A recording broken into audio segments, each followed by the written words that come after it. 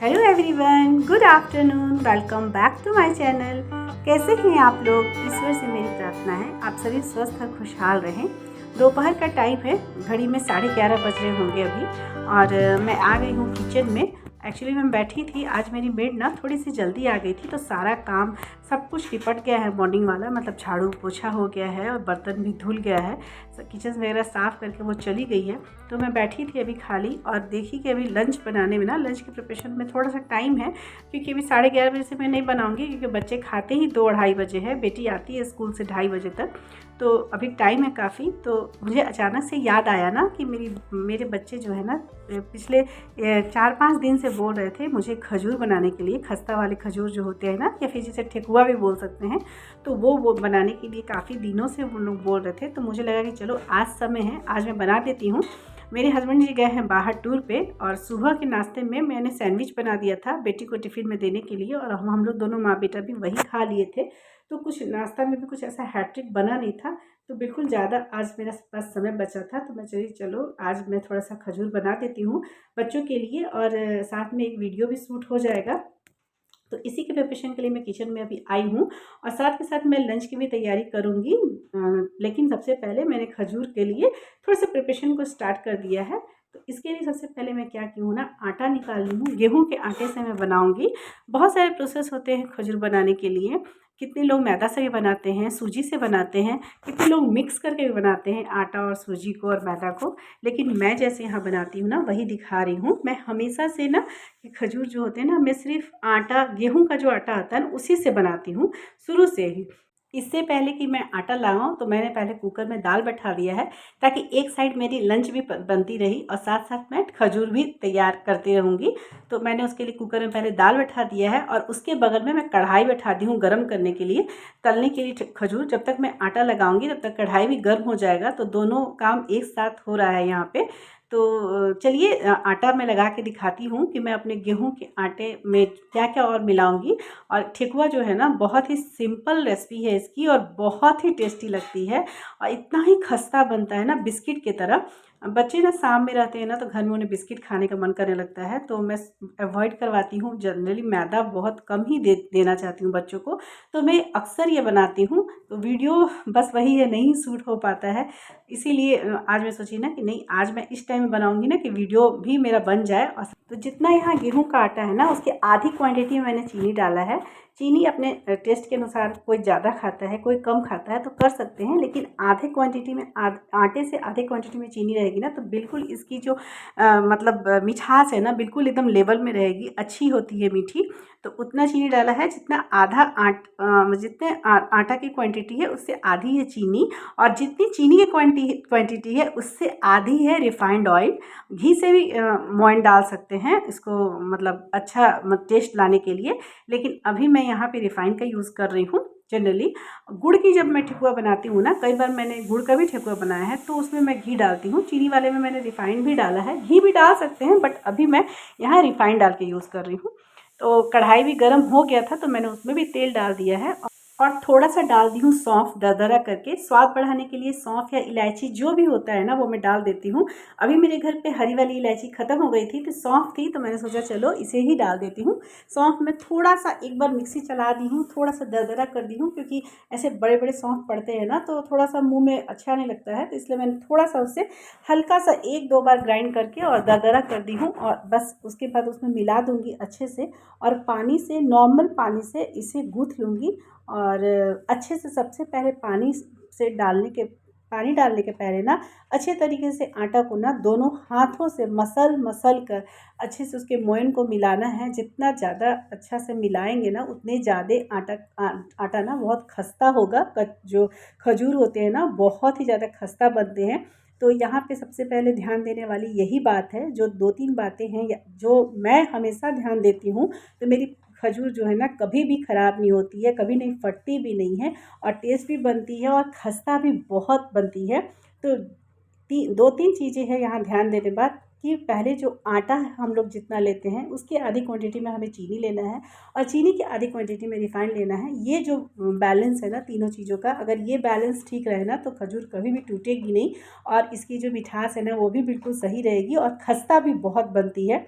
तो देखिए यहाँ मैंने तीनों चीज़ों को मिला दिया है और सौंफ जो मैंने डाला है दरदरा करके उसको भी डाल दी हूँ और डाल के बहुत अच्छे से दोनों हाथों से मसल मसल के इसे जितना ज़्यादा ऐसे दोनों हाथों से मिलाएंगे ना, मोइन को जितना ज़्यादा मिलाएंगे ना उतना ही खस्ता बनता है। तो इसमें हड़बड़ी नहीं दिखाना है क्योंकि ये बहुत मेन पार्ट है खजूर बनाने का। और कितने लोगों को मैं देखी हूँ ना कि इसमें ड्राई फ्रूट्स वगैरह भी डालते हैं, जैसे किशमिश या छुहाड़ा वगैरह लोग भी डालते हैं, लेकिन मैं नहीं डालती हूँ। मैं इसी सिंपल तरीके से बनाती हूँ क्योंकि मेरे घर में सबको ऐसे ही पसंद है।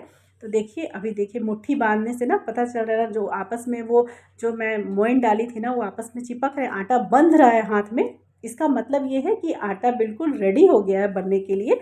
तो तब तक के लिए मैंने यहाँ पे थोड़ा सा स्पीड बढ़ा दिया था एडिटिंग के वक्त, लेकिन ये काफ़ी 5-7 मिनट मैंने अच्छे से आटा को मसला है, जो रिफाइंड में ऑयल डाली हो ना उसमें मसला है। और देखिए अभी मैं आटा को 2 पार्ट में कर दी हूँ और 2 पार्ट में करके थोड़े थोड़े आटा पानी डाल के आटा को लगाऊंगी, गूँथूंगी।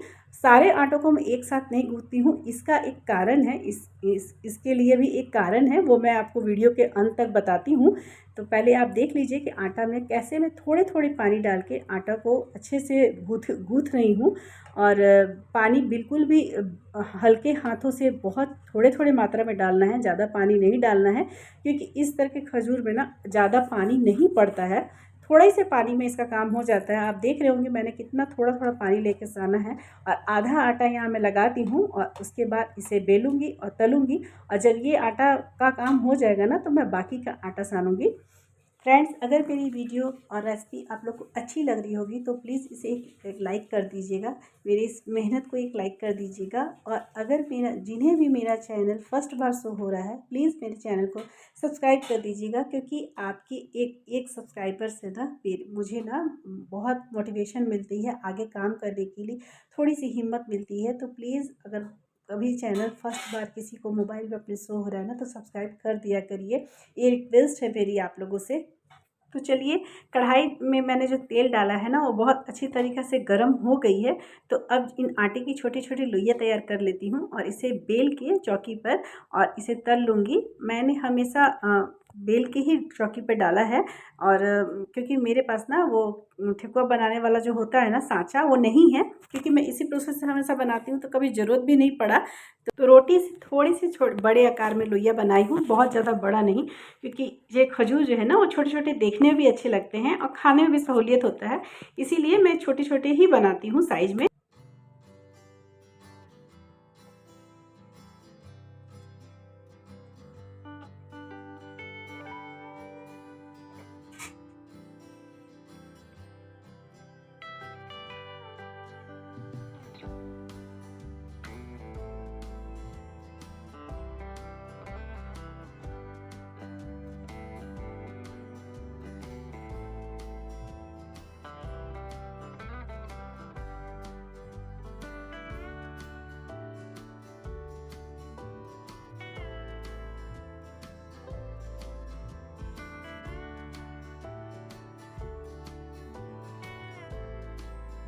तलने के प्रोसेस में भी 2-3 बातों का ध्यान रखना पड़ता है।